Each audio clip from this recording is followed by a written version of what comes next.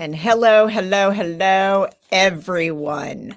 So here we go. I am getting ready to just zip round so that you guys will be able to kind of see what I am doing today. Welcome to the studio. And again, it's RoxAnneLava's Monday Mission. And so just a reminder to you all, I am a one-woman show. You are seeing what I'm doing in my Solopreneur made-to-order shoe business live and in person. So if you just remember, if you put questions up into the chat, I will see them. I may not be able to answer them as they come in, but I will certainly focus on creating some small times throughout the show where we'll be able to stop and have some Q&A.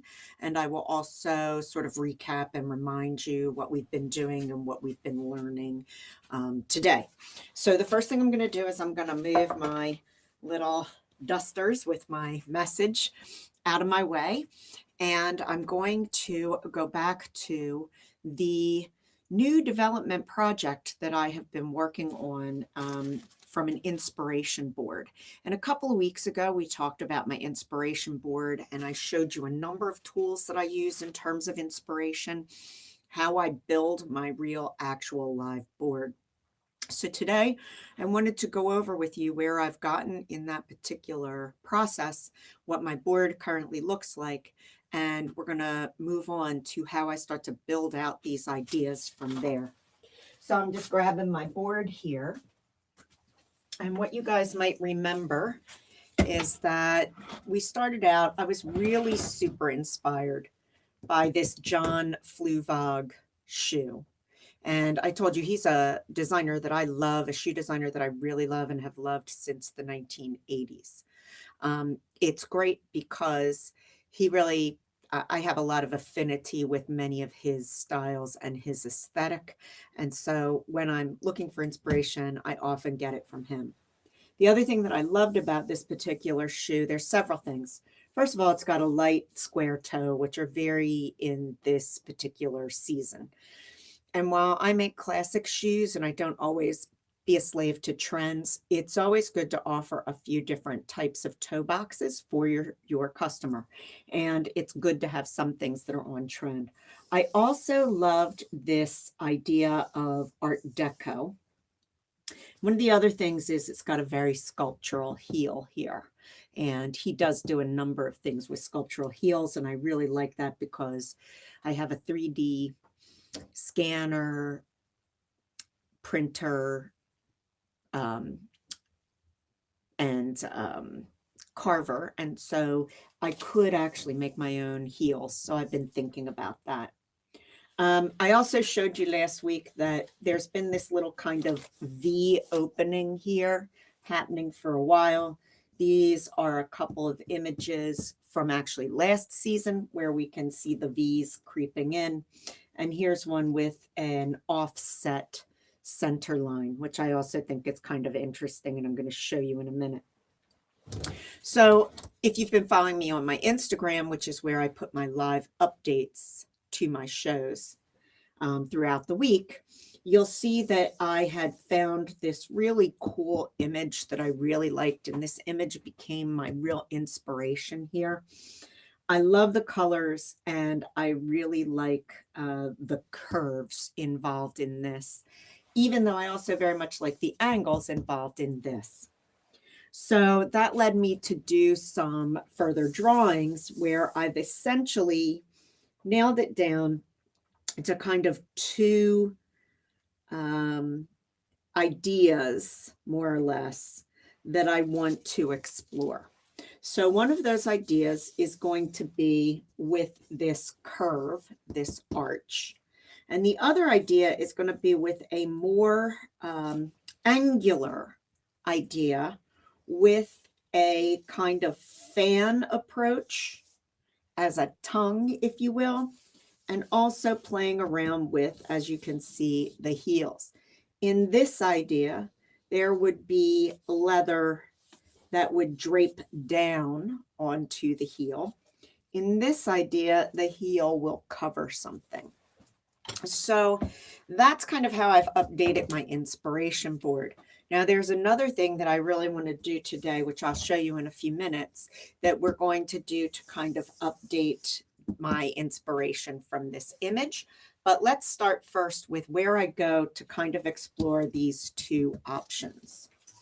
So I'm going to go, as I've told you, and you can see, I'm not the best drawer. I don't really like to draw a whole lot. It's not sort of the way that I explore form. I explore form more from a sculptural, three-dimensional perspective. So what I'm going to do is I'm going to just tilt you down a little bit so that you can see my board, my table that I'm working on. And we're going to go back to a few things that we've learned about before. So we talked about how every shoe is built around a last. And this is the last that I'm using for this shoe. I've done a lot of explorations already with this last. I've created a mule and introduced a mule with this last. So I'm familiar with this last. I also have pattern pieces, a lot of them made from this last. And I have the heels that will go with this last. In fact, this last is now going to be the subject of two developments of items that I've got going on. Now, I also wanted to show you, here is the heel that goes with this last. Okay, so it's about a 2.5-inch heel. We call it a Louis heel after Louis the 14th, I believe.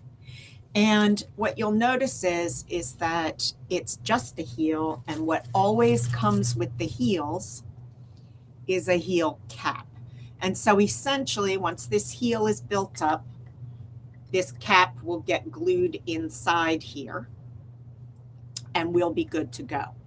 Now, I do also have component parts that are insoles that will go in this shoe, and you've seen those before. I'm going to just start, though, with the heel to kind of, well, actually, I'm not. I'm going to start with the last, because what I want to talk to you about, again, is this V. The V is super important because I know that one of the things I told you is with a mule, which is what I make, so a mule only uses the upper. It's very important to create something so that you don't walk out of the mule. This is called the vamp of the shoe, and the higher up your foot the vamp can go, the more your foot will stay in it. So this is actually a pattern piece that I cut out of my sloper material, which, as you all know if you've been watching me, is a file folder. I like working with this for pattern pieces. As I told you, it's more stable and more hardy than paper. And so it's nice and it works really super well to start with this. This particular one also has a seam allowance on it. But what I want to show you is, if we are putting this paper around the upper, okay, what is happening is it is not following the form of the foot or the shoe. That's okay. You can put your foot in something that doesn't form fit. But if I want to make this a pattern that will form fit, one of the easiest ways to do it is to cut out a V. And so all of a sudden, when I open up the V, you can see how the pattern piece is going to come pretty far up your foot. Okay, but it's not actually going to have anything that holds your foot necessarily in, because your foot is in the middle of a V. So you can still walk out of this shoe, potentially. Anyway, we started with the inspiration of the V. And so I wanted to explore the V. So I'm going to show you a little bit about the two ways that I was exploring the V. So again, I take more of my sloper material, and this was for exploring that kind of fan idea. You can see that I've kind of created a fan here. And what I'm now starting to do, and your friend is your scissors, your paper, or your board, and your masking tape. So one of the ways I can look at this V, and I'm going to show you again, this one was actually made for my heel, but let me just kind of show you. So imagine that we have this little cockade going on here, which is what they would have called this. And you'll see this one has an angle that's slightly different. So remember, we were looking at on my board the shoe that had one side that was actually higher and offset from the other. And now let's imagine that we stick this cockade in the middle of our shoe. So let me just tape this on a sec, and you're going to get an idea of how this all development kind of works. Okay, so I'm just going to tape this in, and it doesn't have to be taped nicely. It's not a big deal. And the fact is, it's not flat, and that's okay. I'm not trying to necessarily make the pattern piece for how it's all going to fit together yet. I'm just kind of exploring the idea. And so all of a sudden, here we go. Can you see now how that cockade is starting to roll up on my shoe? And so I obviously don't want it to lay exactly this way. This is not absolutely the right fan shape for this, but it is absolutely a way to start to look at my shoe, to start to see, do I like it? Do I want it to have the asymmetry? Do I not want it to have asymmetry? And again, I can go through a number of iterations with this and start to see, well, how does it really look? Where does it really fly? Is this something I want to do? Now, conversely, and what is also great about having masking tape or removable tape as well, is that, you can take it off and you can get rid of it. The other thing that I was looking at here, you might remember I was looking at this around the shoe. So one of the things I was thinking of, right, is having this particular fan idea come round against the heel. Now, the problem with this as the heel is going to be that you can see that it's higher than the heel in the back, and it's intended to be that way. So there's two issues here that we'd really need to think about. One is how high is too high. It would go down on the other side. The next thing is, will it stand up on its own? And that will have a lot to do with the material that I would actually choose to do this with. Okay. And then the third question would be, is there a danger, as my foot may flop in this shoe, of me going up and down here and actually crushing it? Now, if I was to do the fan in the V and this idea, what that fan in the V will do is it will actually close the V. So therefore, instead of my foot being able to range out of it as I walk like this, right, it will have a closure. So it will help to keep this shoe on my foot. So these are some important things to think about with how you're working with it. Now my idea, the other idea of the, with the rounded idea, with that, what I have been thinking about doing, and this is just going to emulate it, we can create piping with leather, which is essentially putting a thread and surrounding it with leather so that it becomes leather string. Okay, so it would really look like a round tube, and it will be as thick as whatever it is that I put in there. That tube,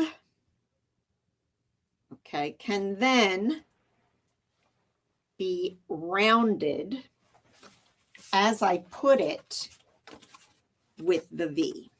It's a little harder to see because it's manila on manila. I should probably use my work, but you can see it here. Okay. And let me see if I can get it down a little more so we can see it more as an arch. And what I can do here is I can have 3 of these. So the top one can be at the top, and there can be 2 more smaller ones going down. I think hopefully you can see that now.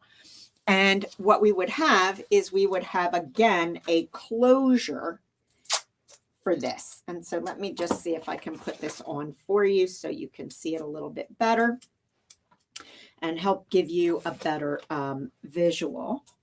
And that will then, hopefully you will have an understanding of how we could do it. Now, again, we have the idea of where exactly is this placed. So now you can see the 1, right? And there would be 2 more. So we could start to think, are they evenly placed?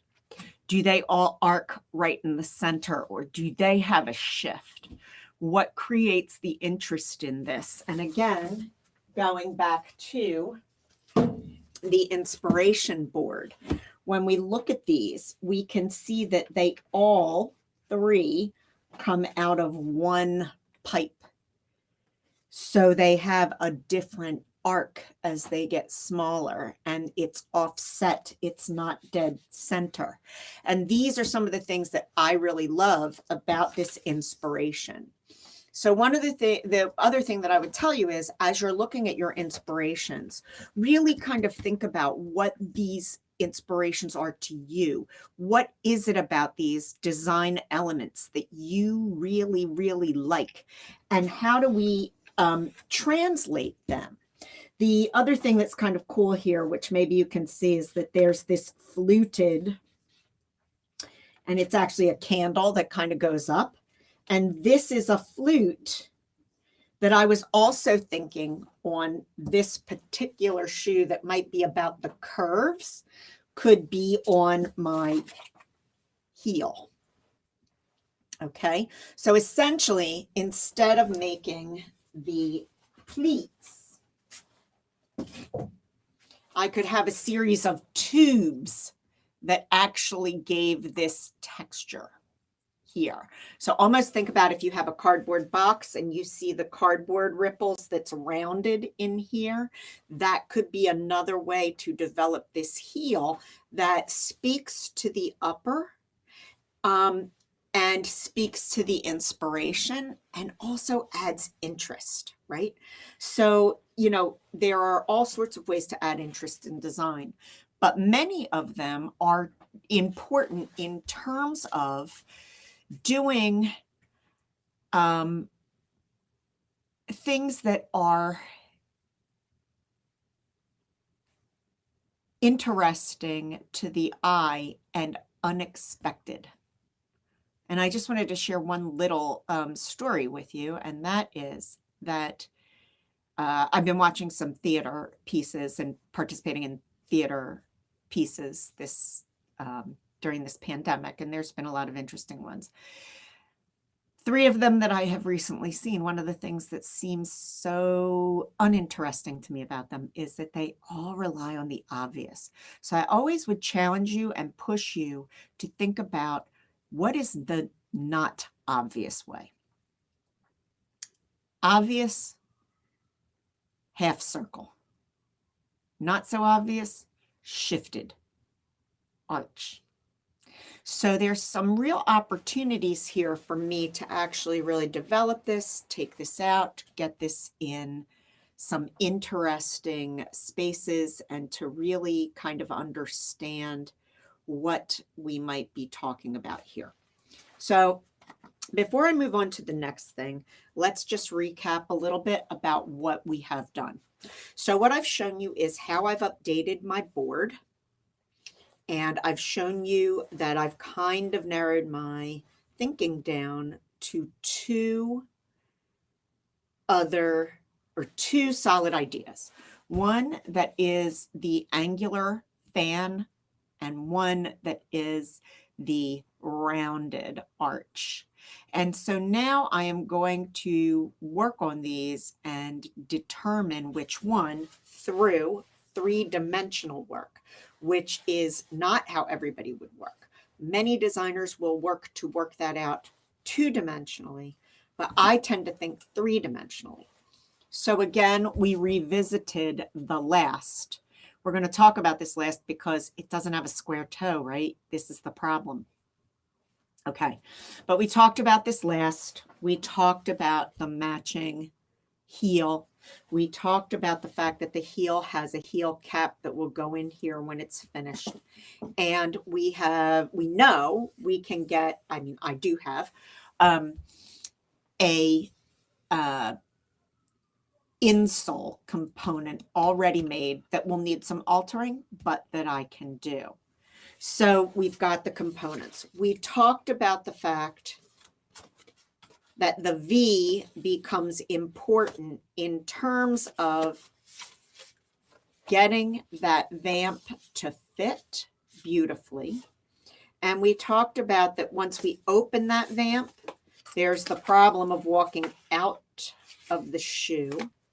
But once we close that vamp again with a design detail, we now bring back the safety of not stepping out of the shoe. We looked at a couple of my ideas. We talked about some of the problems with them. I showed you that your friend is your paper or your board and masking tape. These things are all terrific and excellent for you to have. Now, the third thing that I wanted to talk about today in terms of that upper, and again, I want to go back to my inspiration board, is color. Now, if you've been following me or you know about my brand, you know that I don't like to have to make an investment in a lot of new leathers. I like to upcycle things. I like to work with as many elements as I can that I already have. You also probably will know that my design aesthetic is about sparkle, texture, and shine. So I am always kind of like a magpie. I'm very attracted by sparkly, shiny things. And then what I do is I pick and choose from them to put together something that creates a sparkle, texture, shine. And so I wanted to show you some of the ideas I had. Okay, so I'm sorry. Let me just run back to here first for a second. So I'm intrigued by these colors here. And it was one other thing that I wanted to talk to you about today. As a person, as you develop, you probably have your own special palette that you really prefer and that you like to use. And I'm always surprised at how often my palette is the same kind of thing, even when I set out not to do the same kind of thing. I often arrive at the same palette. Now, what is interesting to me is I have in here is a dark gray. There's kind of a blue gray. There is, I'm going to say it's an off-white to white. It's not super stark.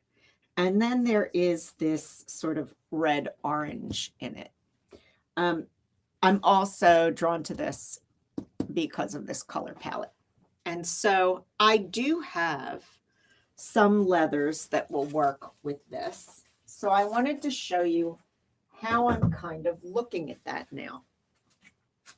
So in terms of that dark gray, I do actually have a really nice dark gray leather, and it has a shine.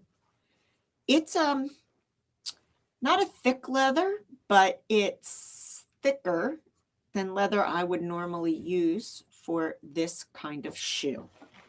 So let me just put that there for a second. And let me show you some of the other things that I've kind of come up with. Okay, so I have another leather that is a dark leather. It's got some shine to it, but it's not like added shine. This is just regular leather shine. So I'm thinking this may be a better one, even though it's not much thinner than the first one that I showed you.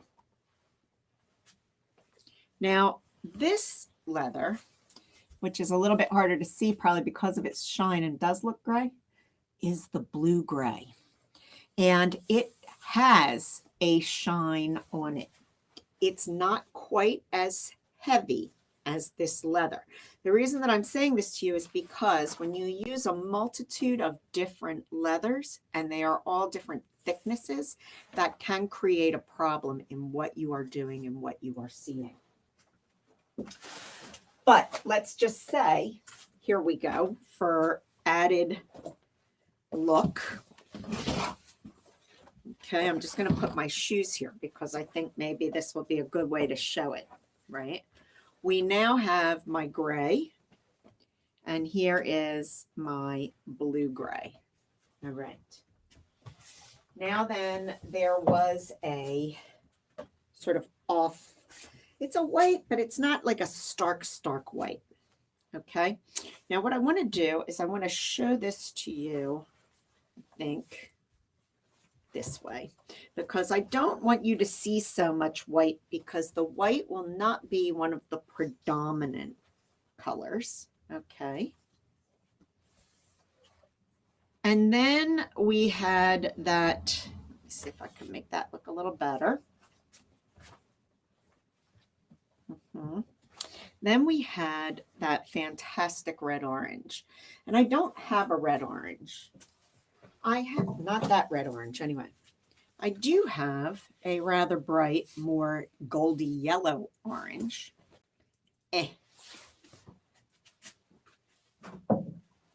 I do have an orange velvet ribbon with gold. Now this has some potential here, because again, I'm not necessarily using this. I might just be using this for a small, thin line. I'm not necessarily going to use this for a leather color. Okay. I also have, which is very me and a lot of fun, and I love to use it, a metal ribbon. And this sparkle is kind of more of a red orange. It's really a rose gold. But when you start to look at this in here, start to check this out a little bit, look what starts to happen. We get all sorts of fun things starting to happen once we add something that has some real interest to it. And then the other thing that I did get was some copper. Now again, it's not exactly that bright red orange, but it is something that could be used in a cool way. So here's how I start to put it all together. So let's just look, we're going to look at the gray base because that's kind of what we started with. I'm going to give you a little sliver of the copper here. I'm going to find a piece of my off-white and kind of sit that here. Let's put this way. Okay. Now let's get the blue in here. Okay. And now we can also add in between a little of this. Take out and put in a little of this. Oop. Not wanting to stay too well right now, but perhaps you can see it. Okay. And now you can start to see how I might put together some of this. Now, I want to check this out and I want to think about this. So the first thing that I'm going to do is I'm going to grab my camera, and you're going to see me go off screen for 1 sec, because what I want to do is I'm just going to take a photo of this all up nice and close so that I can kind of get a good idea of sort of what I'm looking at. Now, the problem always is that you're under a particular light. It's a different light. It may not be the correct lighting, but it is a start for me. And I, of course, will walk these upstairs and take them into natural light. And one of the things that I will also do with this is I'll tend to put them all together and let them sit for a while. And I'll each day, or as I come by, I'll pull something out. I'm going to do that right now with you because I had this other idea. And again, it's not because I have to be faithful. This is what I'm saying. I don't have to be faithful to this particular color grouping that I found, even though I love it very much. But I do like that color, so I think that it's really worth exploring. But here is another piece of leather that I got, and this one is green. It's kind of like a beautiful sea foamy. It's not even, it's a little darker than sea foam, but this green makes me very happy, and it's got a lot of sparkle and a lot of texture to it. So the question then comes, let's look and play with some of these particular elements. So I don't know if I really like the green and the gray. I'm not sure that that really works for me. So I'm going to remove my gray just for a moment. And again, these things can come back and forth forever. Okay, so now let's make the blue-gray the predominant colorway. Okay. And now let's see what happens if I put this green on here. Okay, so I'm going to put the green on. Then let's see what happens if I put on the white. Okay, so this is like way too much white. So let's see if we can get the blue and the white, and then perhaps the green. And does this make us feel any better? I'm this way about that. It's not doing it for me. So I'm going to remove my sort of slightly off white, and I'm going to try something a little crazy. Okay. So we've got the blue, we've got the green, and we've got the copper. Now, I don't know. See, here's one thing. The blue and the green both have blue in them. The copper has some red in them. So the red in the copper is making the green look more green, and the blue and the green are more of a complementary color group. So the blue is coming forward in both of those. Okay. How do I know that? Because I have a background in color theory, and so that has been useful for me. What do we think now? I don't know. I'm not sure the copper is the right thing, but again, let's just say, what if we did this and started to perhaps add in this as our accent? We don't have to have all the colors. We can just sort of think about which ones make the most sense. And is this a nice combination? Should I move in with the more red-orange of the ribbon again here with the tiny gold accent? Is this a nice one? Well, again, I'm not absolutely sure. So when I'm not absolutely sure, what I'm going to do is I'm going to take a photo of it, right? And I'm going to let it sit with it. And again, I'm going to keep these all in my inspiration so that we've got them there and we can continue to play around with them. We have not been having some very good outdoor weather where I live just at the moment. And so if in fact it was a beautiful day, I would take these all outside and I would start to just play with them, leave them, maybe go in, have lunch, come back out, have a look again.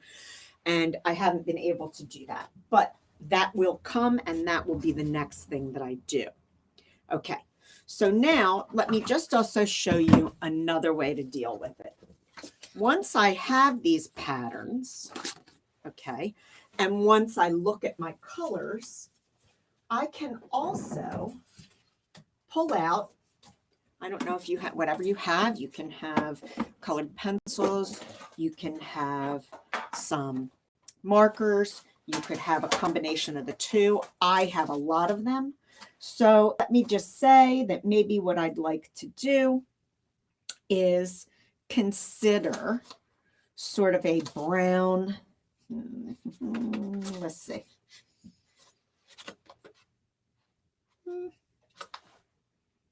You know, you find the right colors here and you continue on sort of with them to see which ones might be okay.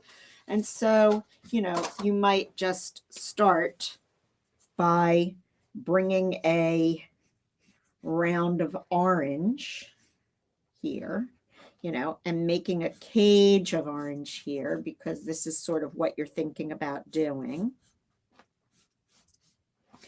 And then what we can do is we can take another color, right, that we think we might be utilizing.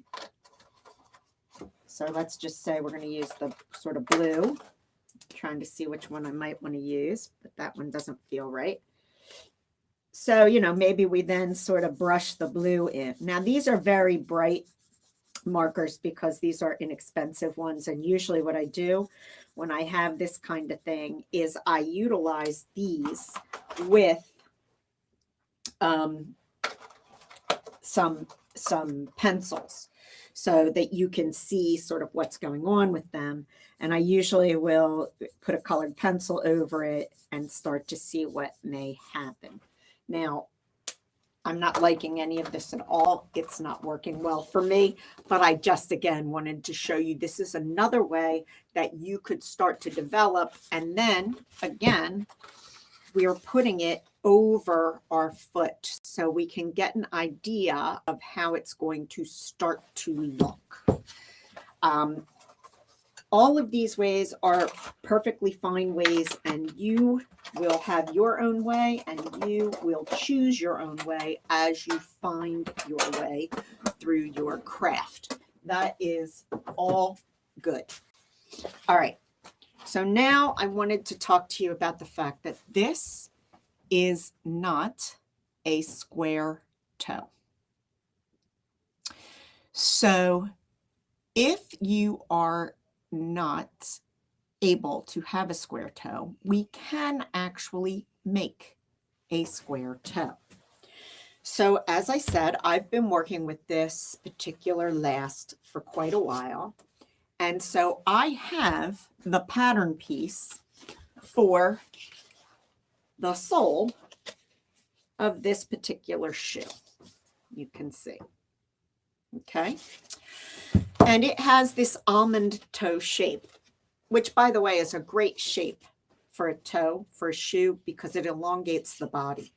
The square toe, which is becoming popular again, is not the best shape in terms of design style because it truncates the line a little bit.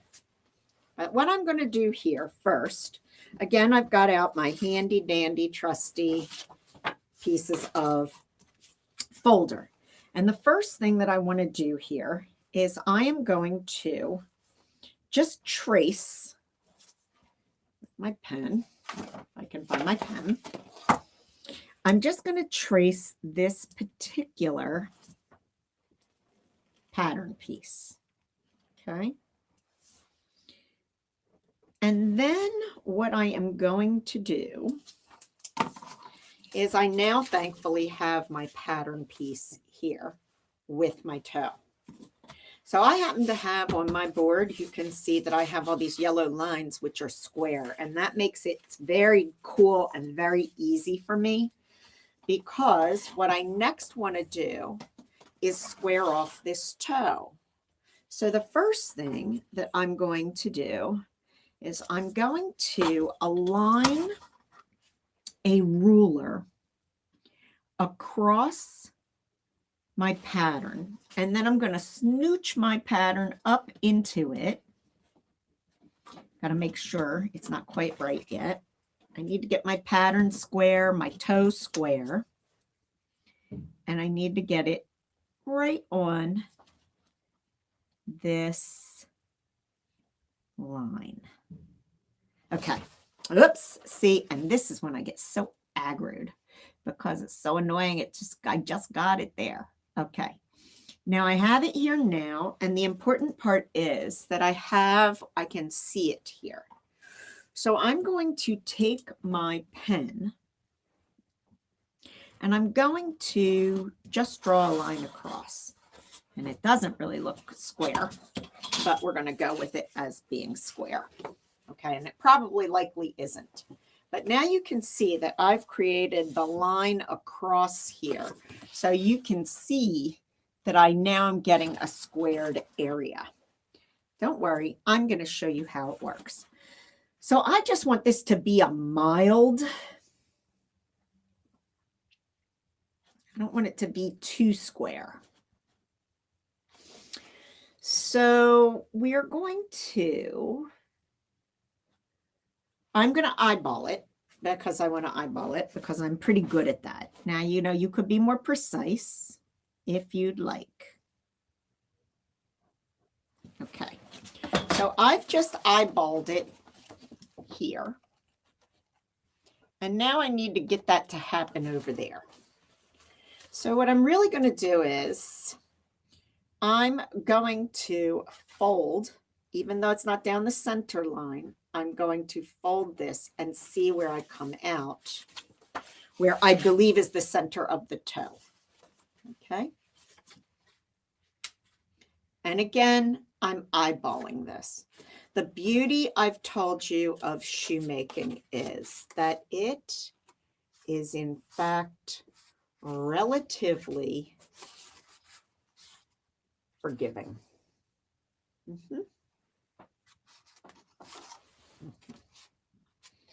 And what I'm doing is I'm holding it now. I'm holding it up to my light so I can kind of see where that went. And I am, again, just kind of trying to get it together. Another way to do it is to see where you can see where I've hit my line here, so I can go across to here and then come up. So I'm going to also do that. I think that's going to give me a better look at what I'm doing. So that's going to go here and then along the line of the shoe. Oh, I was pretty good there, guys. I got to tell you. That's why I usually eyeball, because I have a pretty good eyeball. And so now what you can see is look at how we're starting to develop that square toe. So this may still be too square for me, but here's the thing that I'm going to do. First of all, I'm going to round it because I want to round it. Okay. And then I'm going to cut it. Now, I don't need to cut this whole pattern piece out. I'm just going to cut it, just the toe part, where I know that I'm capturing the square that I want, the square toe shape that I want. Okay.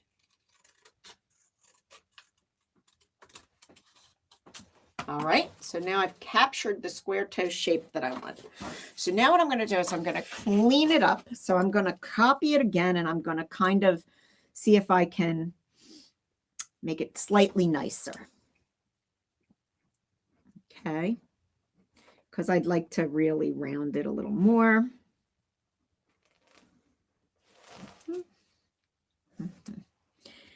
And I'm going to just mark on here where my toe would go, because this is what I'm now going to do. So now I just traced it again. I made it a little bit round. I've got it sort of where I want it to go. And I put where my toe goes in here. So I'm taking it out again.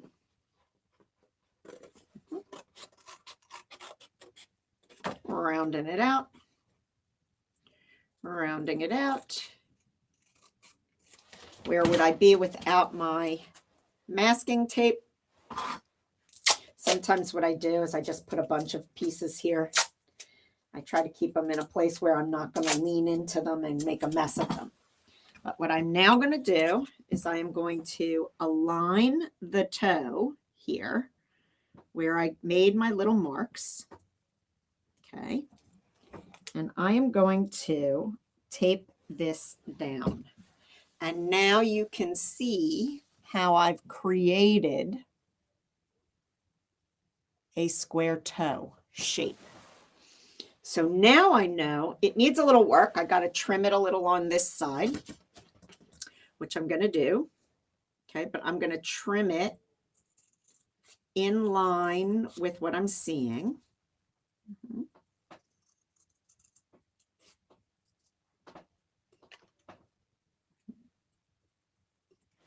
Okay, so again, you can now kind of see what's going on here. And what we need to do now is I need to build up this shoe, the last, with some kind of material that will allow me, right, to build this out here. Then I'll flip it over for the other shoe and build it out and shape it. Now, you could use Play-Doh. You could use a variety of other craft sort of moldable items. And I have one, and I just can't seem to find it here, that also will harden. The question is, we don't necessarily want it to be permanently on here. So we have to be very, very careful about what in the world we are using. But I also wanted to just show you that I also found this stuff called Instamorph. And these are plastic beads that you basically heat, mold, and then you can cut it, you can drill it, you can do all kinds of things with it. You create what you want with it, and then you can heat it again and use it again. I've had this around for a while and I haven't tried it. So on this particular shoe, I believe this is what I'm going to do. And I think what you can see is it's going to give me a just bit of a squared off toe from that almond heel. And you can see how, again, this is a vintage last, so it's asymmetrical. You can see that I'm going to need to add a larger piece to the outside and a smaller piece to the inside to build this last out, get it nicely formed so that I can actually create this toe. And it's easy. What's great about this is also I can replicate this. I can redraw this all the time. I can put it on the other one. I can shape these items down so that by matching them this way, I will be able to see if they are the same. I can get them together and I can manipulate this one last to be a different shaped shoe. Okay. So let me just go through one more time what we have done today, because it's been kind of a busy development day. We started with my design board and we talked about how it had changed. We saw my design development in some drawings that I had, which I know are awful, but we saw that here's one that I've kind of been working with, and we came to sort of 2A here. I didn't like this one. I got done with this sort of pleating, but the idea here was that I would pleat the whole upper with different colors. we came down to this idea really of the arch or the pleat. And that came from the Art Deco shapes that I had looked at. The real key inspiration piece that I keep referring to is this one, which does have the arches in it. And I also really liked this for color inspiration. So, and also the heel inspiration. So there's a lot going on here that I think is kind of interesting. We talked about why we would have the V. We talked about how it will fit the foot better. We talked about how it will also make you walk out of the foot. We talked about the heel and how that heel could move and work. So again, we've revisited building out ideas around the last. And finally, then we talked about colors and we talked about materials and we talked about the things that I'm looking at in terms of design to actually construct this shoe. One of the things that I wanted to tell you is when we look at this particular inspiration piece, these light cream colors that you see between the different colors, that's piping. And again, it's leather that's just gone around a thin piece of thread. So it's easy to make, and it's something that you can utilize to break up shapes and colors. It's also, because it's around a thread, it's got a little body to it, and it's malleable. So it can also be very useful in doing a variety of things. So we could use that in terms of making these 3 arches here for that V. And then finally, I showed you how to manipulate our pattern so that I can get a square toe shape on an almond toe last. And we talked about building that out with a variety of modeling tools. And I introduced you to the new tool, which is the, right here, Instamorph moldable plastic beads. So again, I hope you have enjoyed today's show and thought more about inspiration and making and developing product. And I hope you've learned some things about a variety of approaches you can use. We also did talk about coloring and drawing on your pattern and then actually seeing it on your shoe. So that is another way to do it. And if you want to see how I actually start to resolve this, check me out on Instagram, RoxAnneLava.shoes, so you can see how I'm developing through my journey. Sometimes I'm working on things from several weeks ago, and nothing is necessarily done and completed in a week, but I plan out my weeks so that I'm making progress on all kinds of things. If you join me for my show in February, you will notice that it is March 1st, Monday. So that means that really also today is marketing day. But I have been working on some marketing pieces and some marketing ideas at the end of last week and at the beginning of this week. So yep, this afternoon is newsletter afternoon. And actually some of what we might be talking about is this, although I'm very likely going to spend that time talking about the new product that I did launch, which I did talk to you about last week. So until next time, à bientôt. I hope you have a great week. Stay healthy, safe, and strong. And I'll see you for RoxAnneLava's Monday Mission. Take care, guys.